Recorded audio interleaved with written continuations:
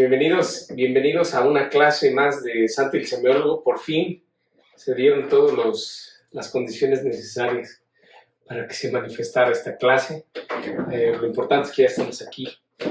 Así que esta creo que es la novena sesión. Ya casi vamos a terminar la primera temporada. Hoy vamos a ir concluyendo varios temas cruciales en esta primera temporada de Santo el Semiólogo. Hoy vamos a continuar con todo el proceso del sufrimiento, pero ahora cuáles son las estrategias para mitigar lo más posible todo el proceso de sufrimiento. Pero pues ya saben, antes de empezar vamos a poner la casa en orden, vamos a situarnos en el momento presente para poder aprovechar al máximo nuestra sesión. Entonces traten de encontrar un punto de equilibrio, ya saben, tratar de sentarse lo más correcto posible, tratar de que fluya toda la energía en paz, tratar de no tener manos ni pies cruzados, encuentra que tu cabeza encuentre un punto de equilibrio y cerramos nuestros ojos. Nos percibimos internamente. Damos tiempo para establecer un claro contacto con nosotros mismos y al mismo tiempo con los cuerpos que ocupamos, con todas y cada una de las células que lo conforman. Y las honramos, les bendecimos, les amamos porque nos permiten estar sanos y fuertes, porque nos permiten la convivencia armónica con todas las manifestaciones de vida. Porque de manera conjunta encontramos zonas de paz y puntos de equilibrio que permiten que todos los procesos de reproducción celular se activen y todo nuestro cuerpo se renueve, se reconstituya y se sane.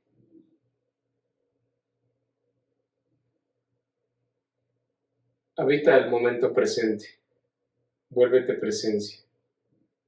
Establece un claro contacto con tu yo observante.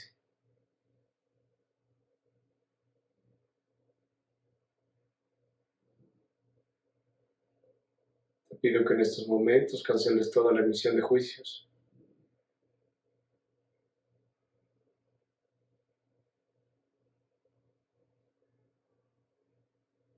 Y que te abras a recibir. Y en este espacio de paz, en este espacio de presencia, de plena atención, permite que nuestra frase maestra resuene en todo nuestro escenario interno de conciencia. Yo soy. Y aquí estoy.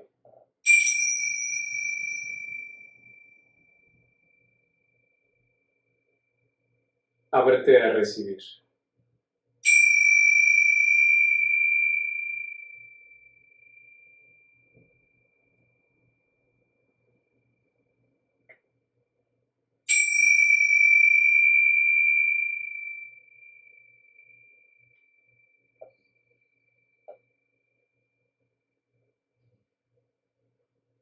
Inhalamos profundamente.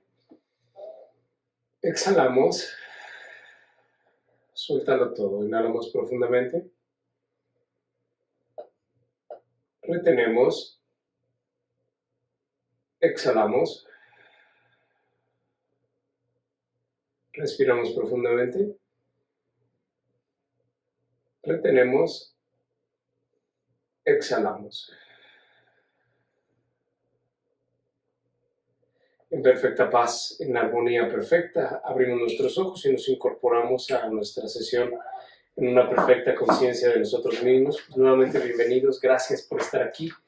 Pues bueno, en la clase pasada analizábamos todo el proceso de sufrimiento, cómo es esta subordinación que nace precisamente de la pérdida de distancia crítica, y cuando se pierde la distancia crítica, pues entonces surge la confusión de identidad.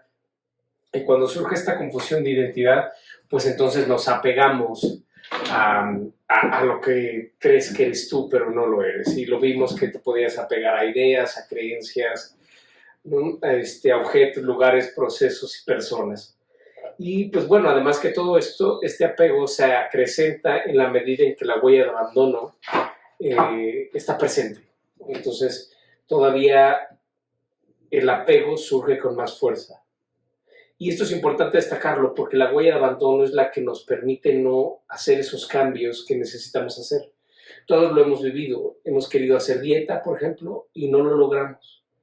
¿Sabes? Estamos en eso, queremos hacerlo, queremos hacer ejercicio y de repente, pues por X o Y o Z, nosotros mismos nos empezamos pues, como a boicotear nuestras propias intenciones, ¿no? ¿Por qué? Porque acuérdense que todo este vacío que se genera con la huella de abandono y con los apegos es tratar de llenar nuestro propio vacío interno con algo o con alguien más. Y entonces, hasta que no logremos sanar nuestra huella de abandono, reconciliarnos con nuestra huella de abandono, cualquier proceso que queramos hacer que esté ligado a nuestra huella de abandono va a ser imposible.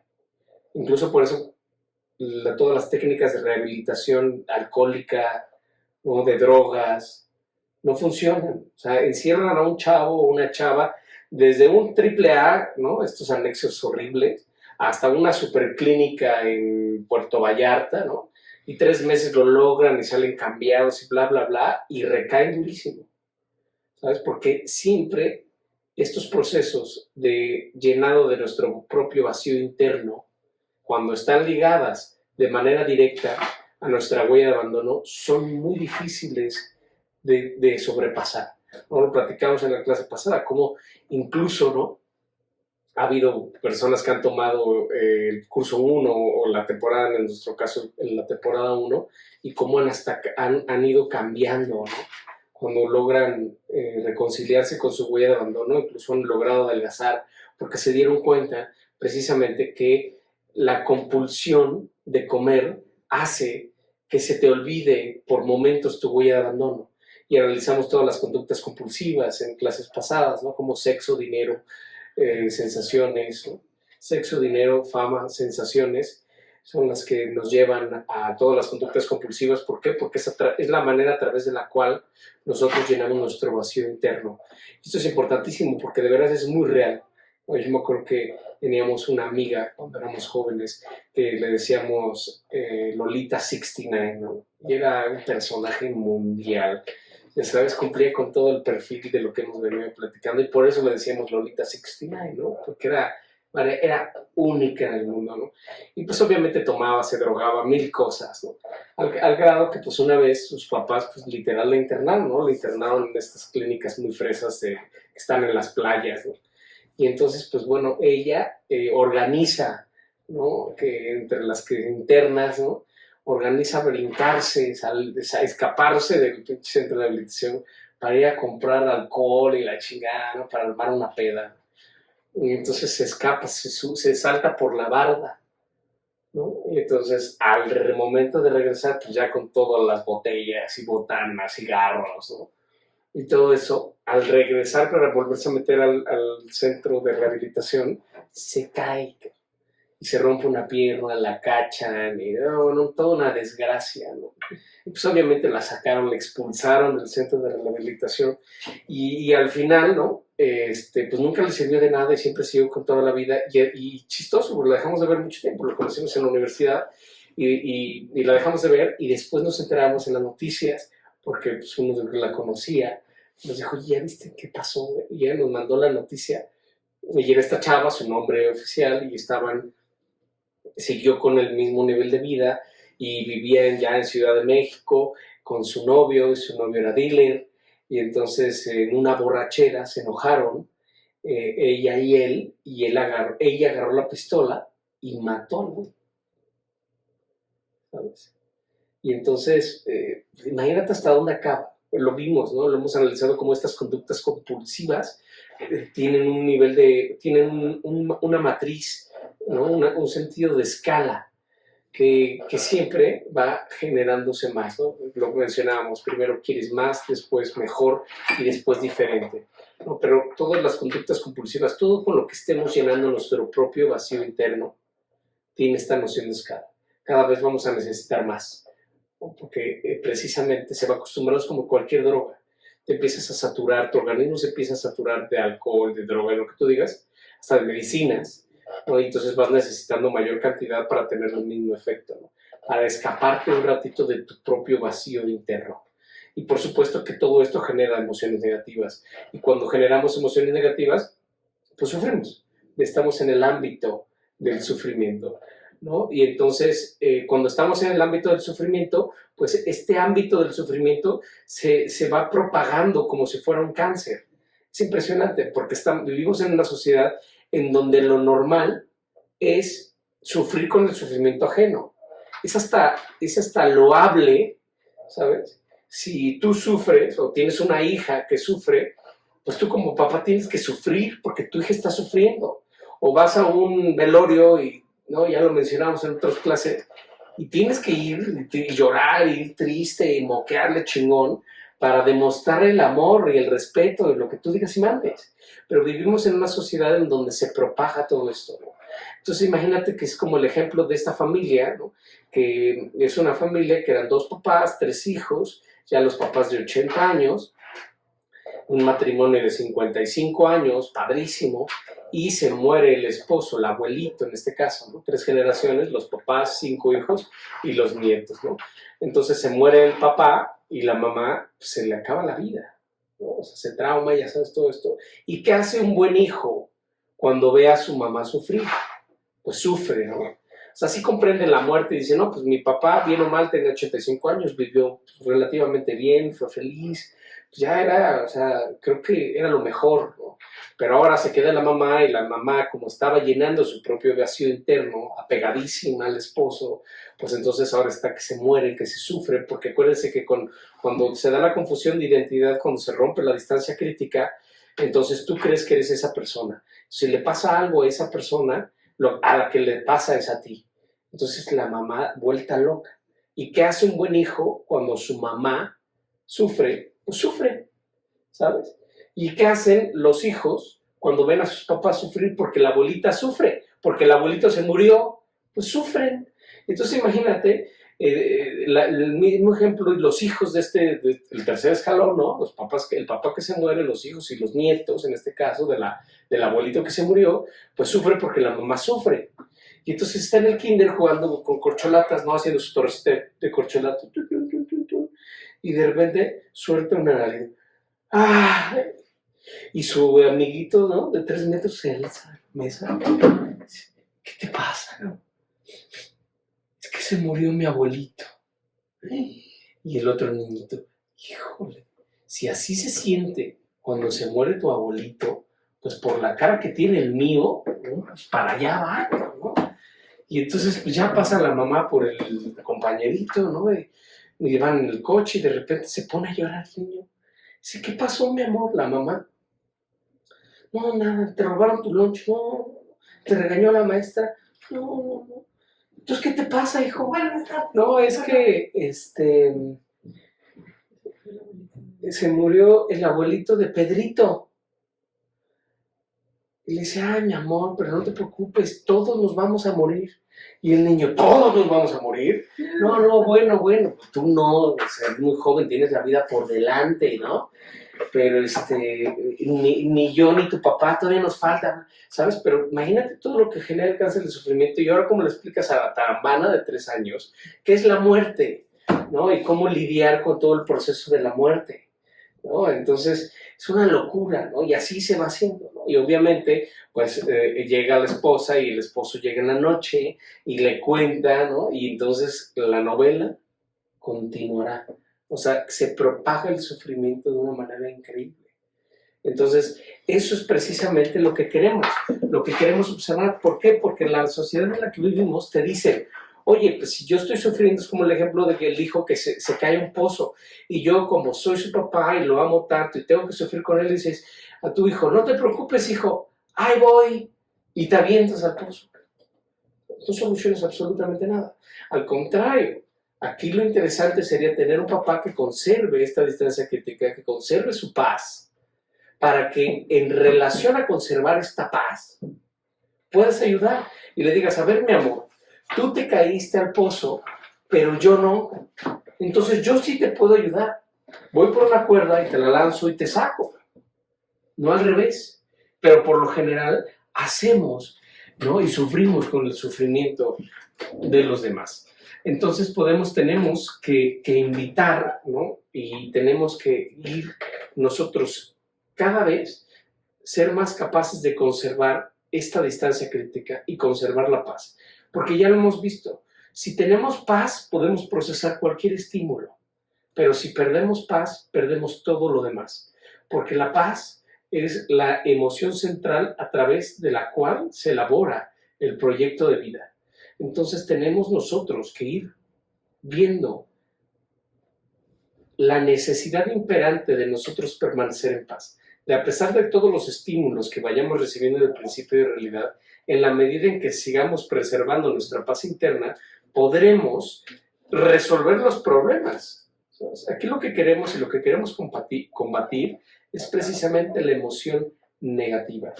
Y entonces es cuando desde esta paz interna puedes ayudar a los demás.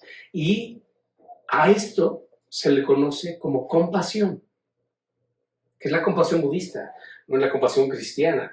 Es la compasión que es realmente ponerte en el lugar de la otra persona y ver de qué manera, en relación a lo que tú tienes, lo que tú eres y lo que tú sabes, puedes apoyar a las demás personas, ¿no? Porque incluso si no existe esa paz para ayudar a los demás, entonces no es compasión, ¿en qué se convierte? En lástima.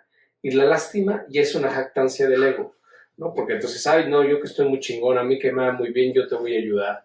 No, porque se tiene que construir a través de la paz, del amor incondicional. Siempre amor incondicional. Y eso solamente uno es capaz de amar cuando está en paz. Por eso se dice que el amor es el privilegio de los hombres en libertad.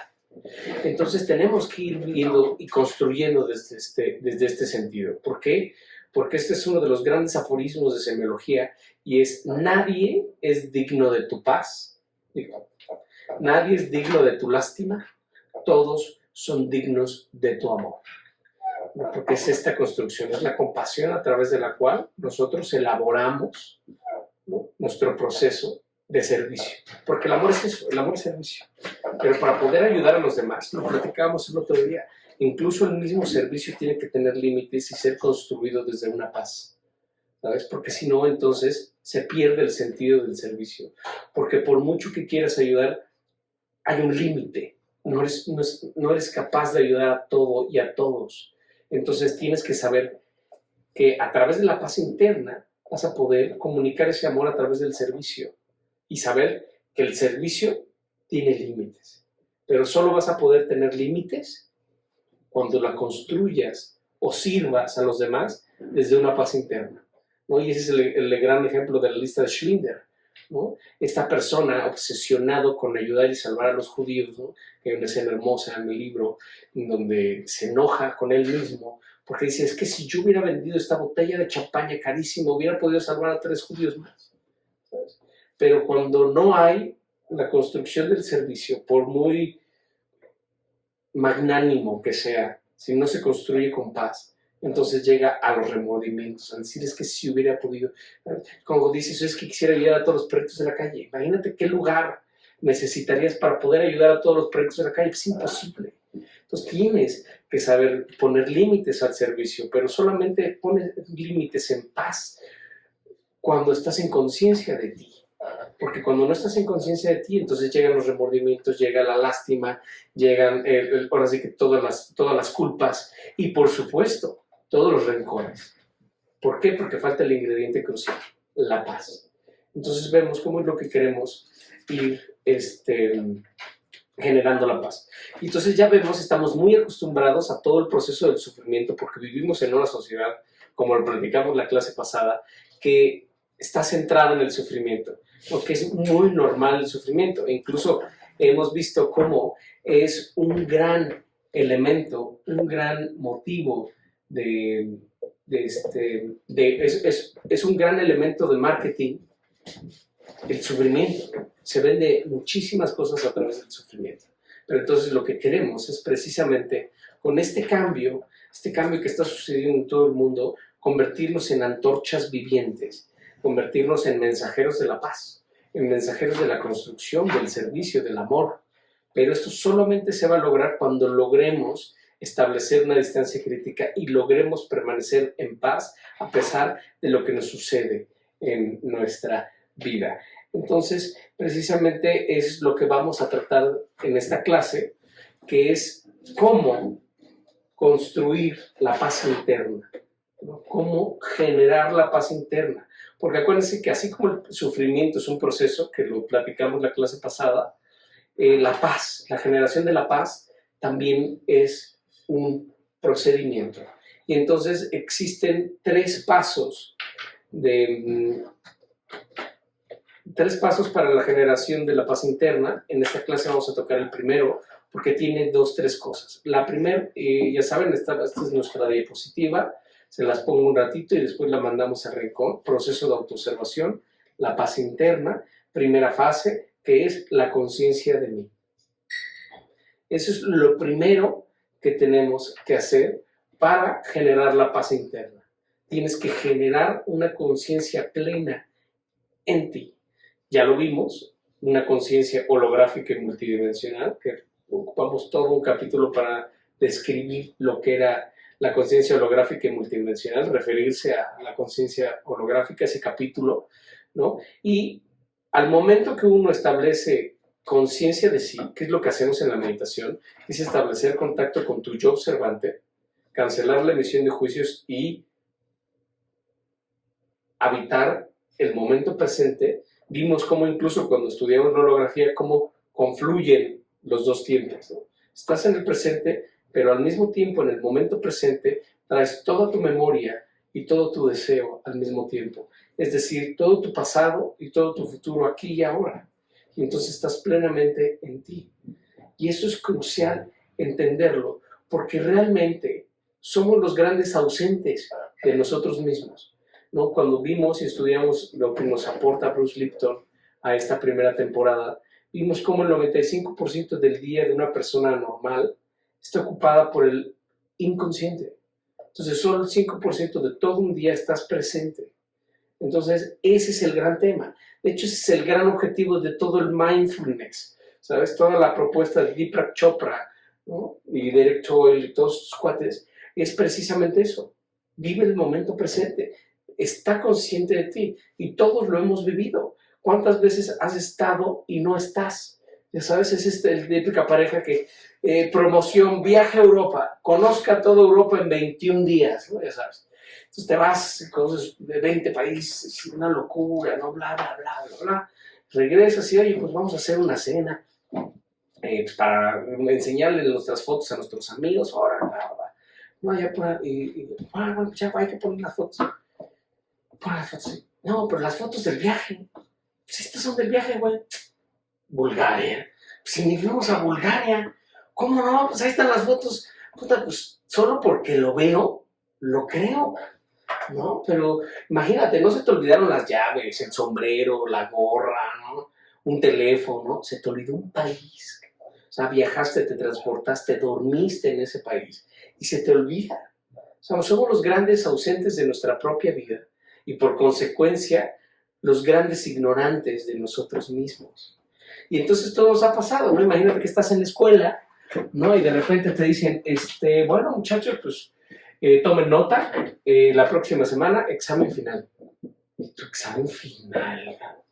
¿No? O sea, ¿en qué momento, no? Ya se acabó el año y abres tus apuntes y una hoja bien escrita, así bonita, y después un Pato Donald, un gato, un Mickey Mouse, ¿no? Y volteas a ver el de junto y 3 libretas llenas, ¿no? De clase de biología. Le dices, oiga, ¿y tú a qué escuela vas? O sea, el que dices, ¿en qué momento estuviste sentado? Imagínate, 10 meses, 8 horas, de 6 a 8 horas diarias, y no sabes nada de biología. ¿Sabes? No es decir un fin de semana, una hora que me prestas atención. O sea, imagínate yo que puedo aspirar, ¿sabes? Si no recordamos siquiera, pasamos, ¿no? de largo en cuántas situaciones de nuestra vida. Entonces, somos los grandes ausentes de nuestra vida. Y eso es lo que nosotros primero tenemos que ir rescatando. Pero vamos a ver, analizar cómo que es un proceso atencional, se basa precisamente que los procesos, la dispersión atencional, hay tres factores que son muy fáciles de identificar y que te los quiero dar precisamente para que tú te vayas cachando, porque cuando el yo observante se apaga, ¿quién toma el mando? El imaginario, el ego, ¿sabes? Aquel que creo ser pero no soy. Entonces, ¿qué es lo que dice Bruce Lipton? Que el 95% es el inconsciente. Entonces, cuando tú no estás presente, cuando no está el mindfulness activo, cuando no está tu yo observante procesando los estímulos, se apaga y entonces sale el mecanicismo, sale el imaginario con todos sus complejos, con todos sus condicionamientos, con todos sus procesos educativos, con toda su locura, y entonces pues ese es el que reacciona. Entonces somos como animalitos, ¿no? Te pica la panza y sueltas el garrazo, ¿no? Entonces esto es muy normal. ¿Por qué? Porque como toda práctica, como toda disciplina más bien, requiere práctica. Y entonces, por eso, el estado de mindfulness budista es una constante práctica. Tienes que hacer actividades conscientes para que tú mismo te recuerdes que tú estás presente, que alguien está manejando el barco. Entonces, cuando no está el yo observante, ¿qué hace? El foco atencional se vuelve loquito. El imaginario como loco, ¿no? Y hay tres factores de dispersión atencional. Esta es otra lámina, es como un anexo a esta lámina, que se los voy a volver a poner acá. Se llama dispersión atencional, factores de mecanicidad. Y entonces vamos a ver, ¿no? Que son tres. El imaginario se va a propagar a través del fantaseo, el parloteo y la queja. Entonces, ¿qué es el fantaseo? Es el manejo inconsciente del foco atencional.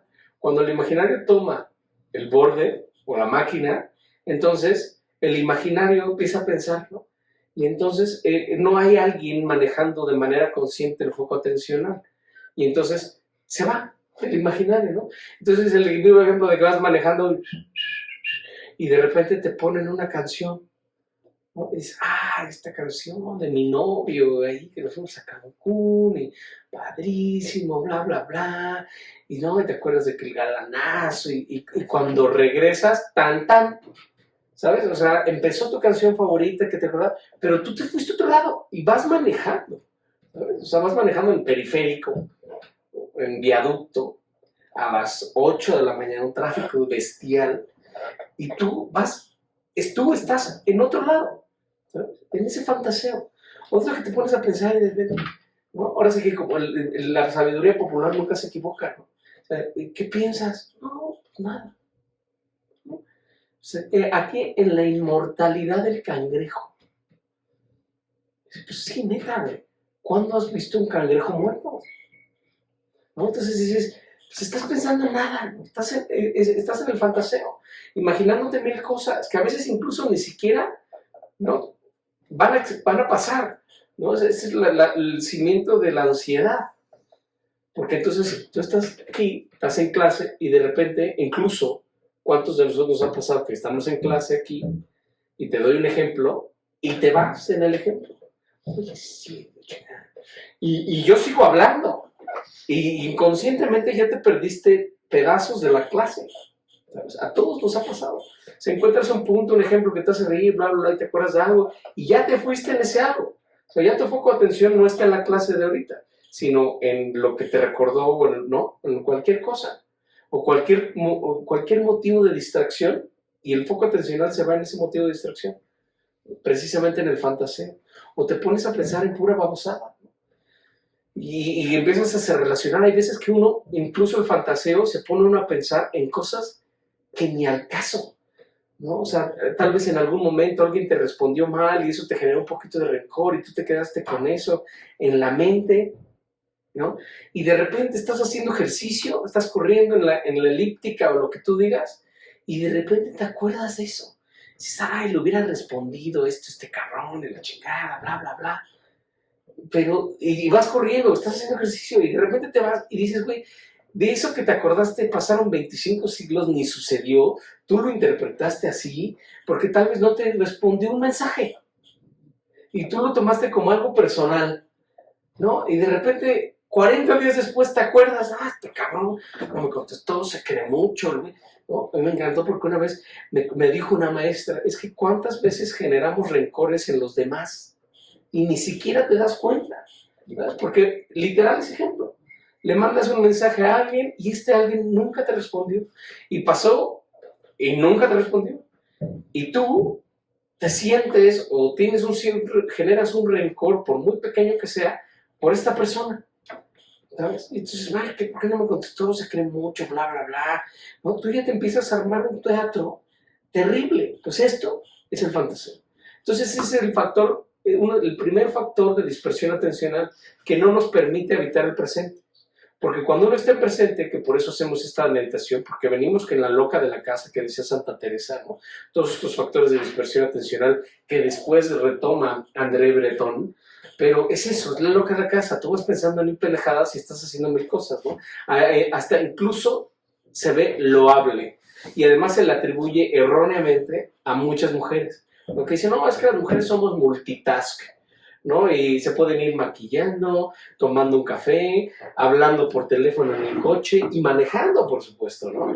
Y entonces se ve loable, pero es realmente una dispersión atencional extraordinaria.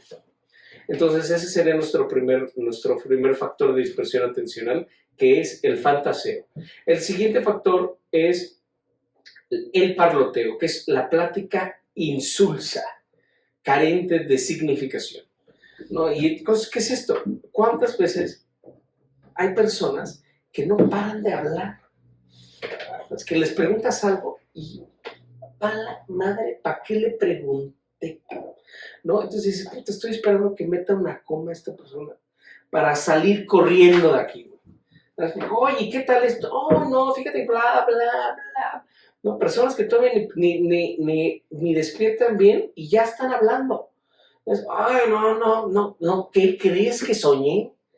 ¿No? O personas que van caminando en la calle, ¿no? Y tienen que ir hablando y saludando, ¿no? Saludan al carnicero, se hacen fila, le hacen plática al de enfrente, al de atrás, ¿no? Güey, y si no hay nadie en la acera donde van, se cambian de acera si se encuentra nadie, ¿no? Entonces, por ejemplo, el que va caminando un güey y le pregunta a una chava, oye, ¿y Gabriel Mancera? Ah, mira, Gabriel Mancera, te sigues aquí derecho sobre esta calle, ¿no? Y en esa calle, en esa esquina de esa casa muy, muy bonita, el café, bueno, ahora es café, pero antes era blanca y tenía unos ventanales hermosos. Te digo ahí porque ahí vivía mi abuelita, una chaparrita, regia, regiomontana, bien cabrón, que vino a Ciudad de México y se quedó atrapada por las fuerzas villistas. Y bueno, conoció a mi abuelo, un alto, al francés, pelón, pero con un peine bien largo, porque tenía una barba muy, muy larga, ¿no? Y se lo peinaba y la chingada, ¿no? Y bueno, y mi abuelo me sentaba en el balcón, y yo llevaba unas calcetitas con unos cascabeles. ¡Óigame, cabrón! Y Gabriel Mancera, ¿no? O sea, güey, le pregunté, ¿dónde estaba Gabriel Mancera? Y bla, bla, bla, bla. ¿Sabes? Y entonces sucede esto tremendo. Y entonces, ¿cómo es un tema, ¿no? De que sucede constantemente, de cómo nuestra dispersión atencional se va en el parloteo, en hablar de lo que sea, pero hablar, ¿no? Y entonces, incluso estamos tan acostumbrados a que tenemos que estar hablando, que hasta cuando estás callado te preguntan, ¿qué te pasa? ¿Sientes mal?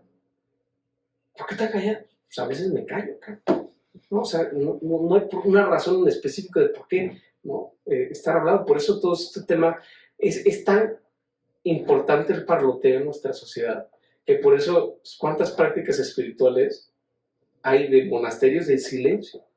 ¿Sabes? No hables. O sea, ese es el ejercicio. No hables. Por eso siempre, ¿no? Thich Nhat Hanh, ¿no? Ahorita vamos a platicar un poquito de él, porque él es el gran vocero de la presencia plena, ¿no? De cuántas veces te dicen, güey, es que practica en tu vida diaria el silencio relativo. Solo habla lo necesario, ¿sabes? Incluso lo hemos visto en clases pasadas. Analiza lo que vas a decir. ¿Qué voy a decir? ¿A quién se lo voy a decir? ¿Y para qué lo voy a decir? Y si mis palabras no van a mejorar una situación, mejor omítelas. ¿Sabes? Las palabras es una revelación, ¿no? Por eso lo platicábamos también en clases pasadas, de cómo en la medida de la manera en la que hablas de los demás, habla más de ti que de la persona de la que estás hablando.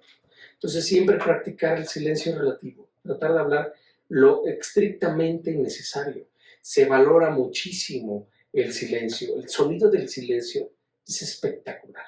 ¿Sabes? Cuando descubres el verdadero sonido del silencio, está lleno de paz, está pletórico de paz, cuajado de paz.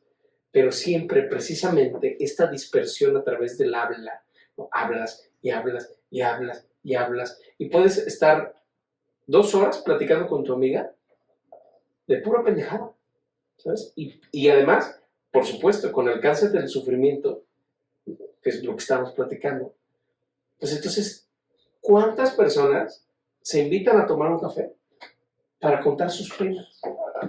Oh, es que a mí me ha ido bien. No, ni me digas, que a mí me ha ido peor y la chingada, ¿no? Y dices, bueno, ya me voy porque tengo que ir a trabajar. Me vas ganando por medio cáncer, pero mañana me repongo, ¿no? O sea, es de que de verdad te reúnes a platicar de pura pendejada, ¿no? O sea, literal, o sea, que no te lleva a ningún lado. Es una plática insulsa, carente de significado.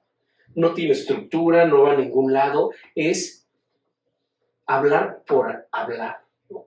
Y muchas veces, pero hasta te ves como incivil si no respondes o no saludas o no, tal vez estás en pie de la cuesta viendo el atardecer, disfrutando, contemplando el atardecer, y de repente llega y se te aterriza alguien junto, ¿no? Y te voltea a ver y dice, ¿cuánta agua, no? Y el otro, y abajo hay más. O sea, güey, no mames, o sea, totalmente innecesaria, ¿no? ¿Y cuántas veces hacemos eso? Hablamos y hablamos y hablamos. Ayer lo decíamos. Todas estas maneras de hablar mal de las personas, no estás hablando de esa persona, estás hablando de ti. Muchos terapeutas, ¿no? El mismo Sigmund Freud, ¿qué tiene que estar pasando en ti para que tú percibas las cosas de esa manera?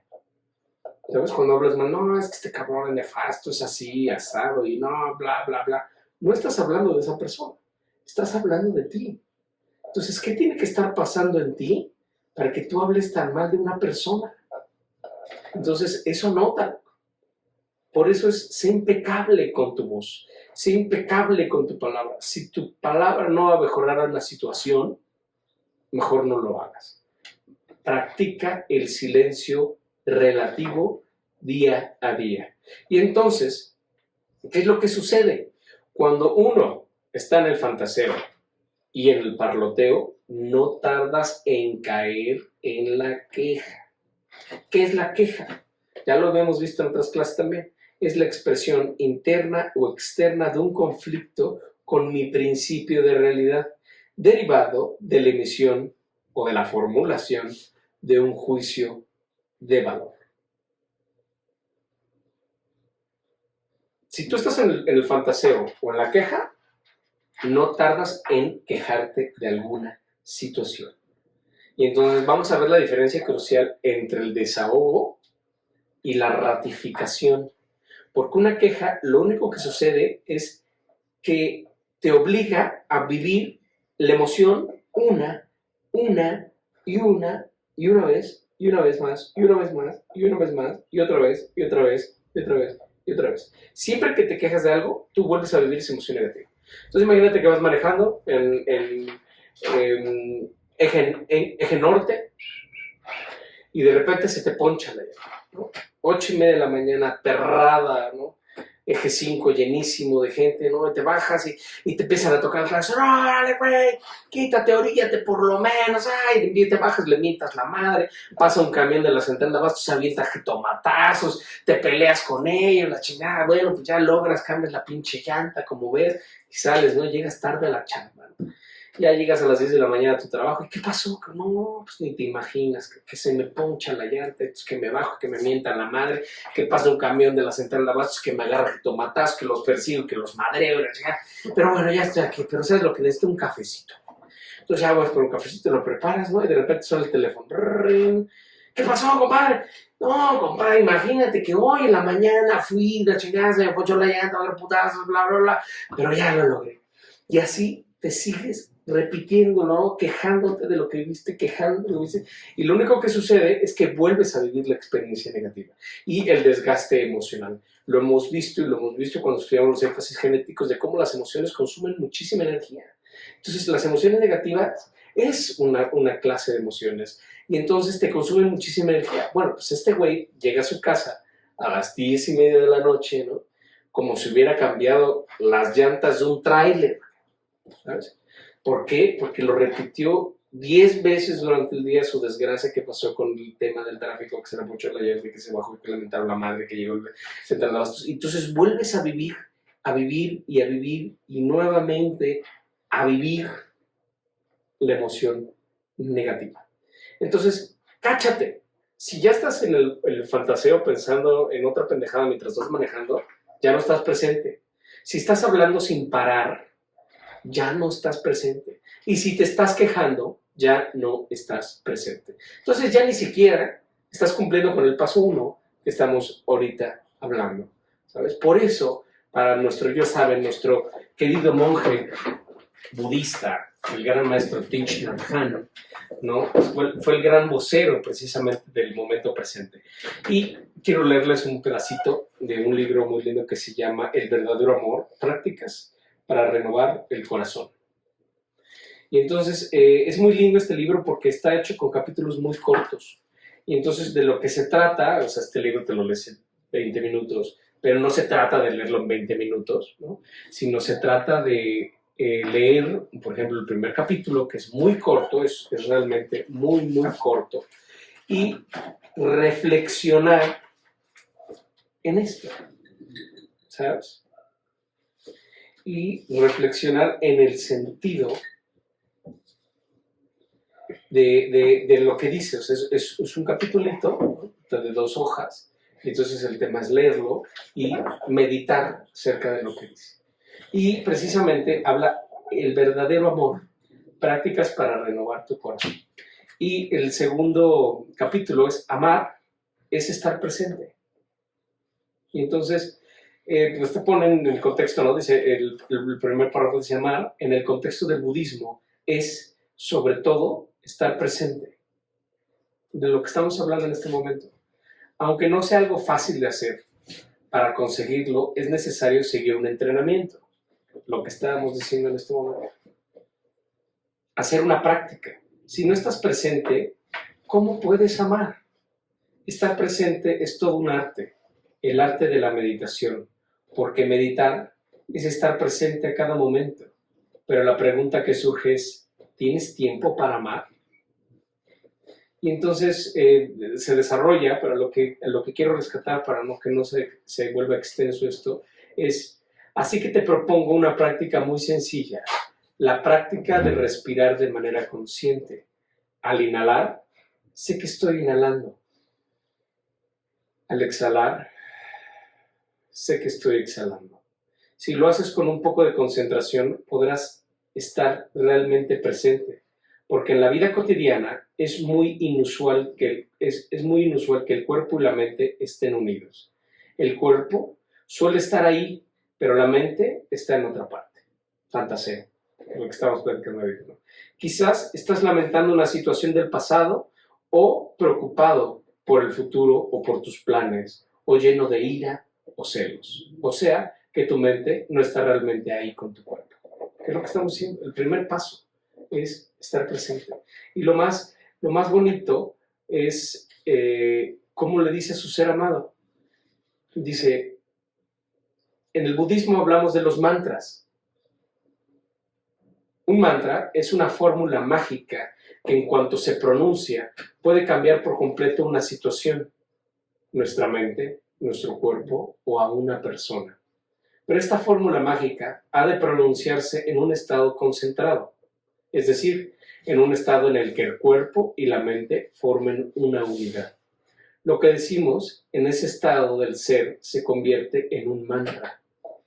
De modo que voy a presentarte un mantra muy eficaz que no es en sánscrito ni en tibetano, sino en tu propia lengua. Cariño, estoy presente por ti.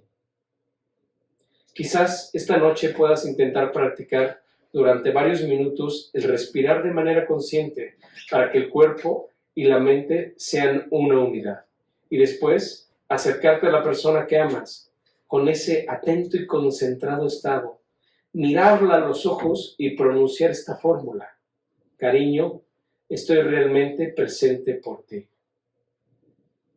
Has de decírselo con el cuerpo y la mente al mismo tiempo, y entonces verás la transformación que este mantra crea. Y todo este libro en preciso habla precisamente de este primer paso, estar consciente de ti. Y es tan importante esto, como lo mencionamos hace un rato, porque en la medida en que no estamos presentes, nuestra conciencia no evoluciona. Eso es lo más cañón. Anótate esto. La conciencia solo evoluciona de dos formas: cerrando ciclos y asimilando experiencias. Pero si no estás presente, no puedes procesar las experiencias, no puedes cerrar los ciclos y llevarte la perla de la experiencia. Y entonces, ¿qué es lo que sucede? Un término que vamos a estudiar en la segunda temporada que se llama el eterno adolescente. Es este eterno adolescente que se queda en una etapa en la vida, precisamente en la adolescencia, lo vamos a estudiar en la temporada número 2, cómo la adolescencia está diseñada precisamente para terminar con todo lo que aprendiste en esos primeros años, creemos ahora ya mismo de 10 a 11, 12 años, para precisamente reconciliarte contigo mismo. Pero cuando no se da esta reconciliación, que es en la gran mayoría de los casos, surge esta figura que es el eterno adolescente. Y entonces vemos al famoso chavorruco, ¿no? Que ya tiene 45 años y sigue en el antro echando cubita. No dices, qué padre un día, pero jueves, viernes, sábado, ¿no? Personas como lo mencionábamos, yo recuerdo tener un teacher que se quedó estacionado en los 70s, ¿no? Y hasta físicamente y su ropa sigue en los 70s. Estos eternos adolescentes, ¿no? O estos amigos que se siguen reuniendo con los mismos cuates de la prepa, a hacer lo que hacían en la prepa, a echar el dominó que echaban en la prepa, echar la misma cubita que echaban en la prepa, siguen pendejeando al pendejo de la prepa, ¿no? Y dices, güey, ¿cuándo crecemos, brother? ¿No? Entonces surge, cuando no estás presente, surge el eterno adolescente. ¿Por qué? Porque entonces vas experimentando vivencias, pero no vas generando experiencias. Y entonces la conciencia no se desarrolla. Y a esto se le llama estado de coma espiritual. ¿Qué es el estado de coma? Imagínate un niño de 10 años que está jugando con su Mickey Mouse y se cae y pierde el sentido. Y entonces entra en un estado de coma. Y la ciencia lo mantiene vivo por 20 años. Lo mantiene vivo 20 años artificialmente, ¿no? Y de repente, después de 20 años, despierta.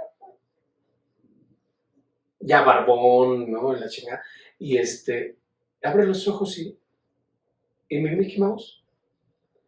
Hay dos edades. La edad biológica, que en este caso si tenía 10, más los 20 en coma, su edad biológica es de 30 años. Pero su edad psicológica es de 10 años. Y entonces el eterno adolescente crece y ya le salió panza, ya tiene papada, ¿no? Ya se le colgó el buche, ¿no? Y es todo un señor, ¿no? Pero sigue siendo un adolescente. Y luego tiene hijos adolescentes y quiere educarlos. Y entonces es adolescente contra adolescente. Precisamente porque nunca hubo una entidad, nunca estuvimos presentes, diría Thich Nhat Hanh, en nuestra vida. Y entonces, si no estás presente, ¿cómo puedes amar? ¿Y cómo puedes? Solamente estando presente vas a ver que todo en el mundo sucede a través de un ciclo y que todos los ciclos terminan. Pero si no estás presente, no vas a saber cerrar ciclos. y asimilar experiencias. Porque solamente procesando las experiencias es como vamos a poder rescatar esta perla de la experiencia. Es decir, este ciclo, todo esto me dejó. Y entonces te llevas toda esa experiencia y entonces tu evolución sucede. Recuérdalo, la conciencia solo evoluciona de dos maneras: cerrando ciclos y asimilando experiencias. Saber cerrar un bien ciclo, chao, ¿no? Y estar constantemente procesando experiencias. Y dices, wow, todo lo que me va a dar este día. Y entonces te entusiasma. Y solamente a través de la plena presencia, que es por eso que siempre terminamos este capítulo agradeciendo que nos prestes tu atención. Que aunque sea 1 hora, 20 minutos, el otro día me estaban comentando, bueno, asesorando, no asesorando como dándome observaciones del programa. No, es que sí está padrísimo, güey, pero 1 hora 20, cabrón, 50 minutos máximo, ¿no? Pero hay veces que nos alargamos por X o Y, ¿no? Pero sea lo que sea, lo vean uno, lo vean 2 personas, o lo vea nadie, ¿no? El tema es que tú me regales a mí tu plena atención, la atención plena de la que habla Thich Nhat Hanh, porque a través de esa atención plena, que por eso hacemos esa pequeña meditación, ¿no? Para tranquilizar al imaginario, ¿no? Y entonces que podamos procesar la experiencia, porque cuando estás presente, entonces sí puedes recordar, puedes aprender, ¿no? Este ejemplo, ¿no? Una notable ausencia, tú. Estás aquí, pero no estás aquí. Y entonces eso es lo que muchos maestros no me dicen, no, pero claro que sí. ¿Cómo que no está presente el alumno? Pues si hasta pasamos lista. Bueno, pero estás, pero no estás al mismo tiempo. Y entonces por eso somos los grandes ausentes de nuestra propia vida y en consecuencia los grandes ignorantes de nosotros mismos. Entonces vamos a continuar en las siguientes clases con este proceso de la generación de la paz interna, pero ya hay bastante chamba, ¿no? El primer paso es estar presente. Busca este libro, es magnífico. Luego el verdadero amor de Thich Nhat Hanh es precioso, ¿no? Trata de practicar, de hacer actividades conscientes. Si vas a tomar un cheto con la mano derecha, pues dices, no, ¿quién está manejando el barco? Mi yo observante. Entonces vas a tomar cheto con la mano derecha y dices, no, voy a hacer de manera, o sea, deliberada una acción. Entonces lo voy a tomar y me doy cuenta, no estoy consciente de mí. Cambio de mano. Tomo un cheto y me lo pongo. O actividades, o te vas a echar sal y siempre le echas sal con la mano derecha, ¿no? Pues ahora lo vas a hacer con la izquierda. Yo me acuerdo cuando empezamos todo eso, entonces yo decía, a ver, voy a hacer la práctica presente de utilizar el mouse con mi mano de izquierda. Entonces, en esos entonces todavía era mouse, ¿no? Y entonces ponía aquel mouse. Y entonces hacía el que trabajar esta parte de mi cerebro y de mi cuerpo, ¿no? Tratando de manejar y manipular de la misma manera que luego con la derecha. Entonces son acciones deliberadas constantes. Siempre estar haciendo, ahora sí que acciones deliberadas. No vas caminando, ¿no? Y muchas veces vas caminando y vas en el parloteo pensando en el cheque que te regresaron, ¿no? Ay, man, y tengo que ir a entregar este pedido, chingada, ¿no? Entonces, no, a ver, ¿quién va manejando? Y de repente un brinquito, ¿no?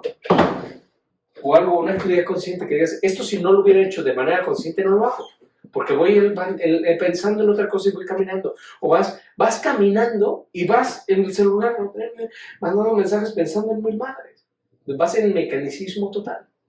Entonces, hacer actividades deliberadas que te permiten recobrar tu presencia, tu presencia absoluta, ¿no? Y, por supuesto, estudiar los factores de dispersión atencional. Cáchate en el fantaseo y cancélalo, ¿no? Incluso se recomienda tener una anotación. Fantaseo, parloteo, queja, ¿no? Y entonces te cachas en el fantaseo y te anotas uno. Te cachas quejándote de algo, anotas un palito. ¿No? Te cajas hablando lo idiota, ¿no? O quejándote de alguien o hablando mal de alguien. ¡Ah, este cabrón! Y al final del día, a ver, 5 veces me quejé, 3 veces me fui en el fantaseo, me quejé tantas veces. Y entonces, precisamente esto te va dando la capacidad de decir, no, a ver, no, hay un monje en los monasterios del silencio, hay un signo que es bueno, es todo un tema, pero pero se habla del silencio absoluto, no del sonido del silencio. Y entonces en los monasterios del silencio te hacen así. O sea, cuando ven que no estás hablando o que no estás en el momento presente, ¿no? O te hacen así, y es momento presente, güey.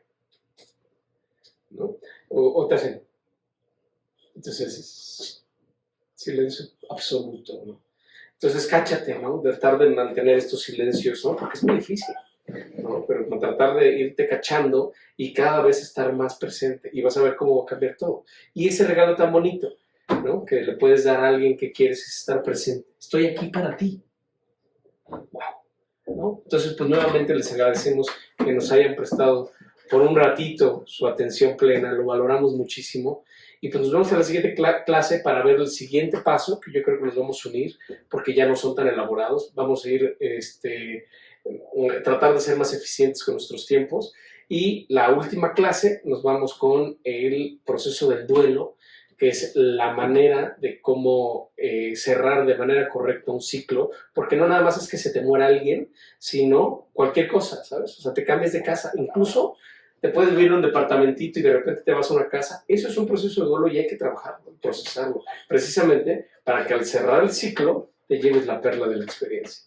Entonces tu conciencia crezca. Porque muchas veces creemos que como son cambios para bien, pues no hay que procesarlos, ¿sabes? Pero claro que sí. Entonces tenemos muchos ciclos encima de nosotros abiertos y eso es lo que nosotros vamos a tratar de irlo cerrando, precisamente como para ir cerrando cuentas y ya no seguir abriendo, y cada día estar más presentes y descubrir y maravillarnos y permitir que nuestra conciencia crezca, porque ya saben que en la medida en que tu conciencia se acrecenta, tienes más posibilidades de procesar estímulos y por consiguiente más probabilidades de existir en paz, porque la paz no solo es posible, sino es indispensable. Entonces nos vemos en el siguiente capítulo, les agradezco muchísimo, nos vemos pronto.